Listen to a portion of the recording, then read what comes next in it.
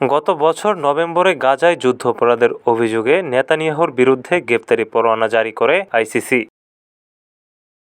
যুক্তরাষ্ট্র আইসিসির সদস্য না হলেও সংস্থাটির 124টি সদস্য দেশ নেতানিয়াহু তাদের ভূখণ্ডে প্রবেশ করলে তাকে গ্রেফতারের বাধ্য। এই প্রেক্ষাপটেই নিউ ইয়র্কের মেয়র জোহরান মামদানি যুক্তরাষ্ট্র সরকারের প্রতি পরোয়ানা কার্যকর করার আহ্বান জানান।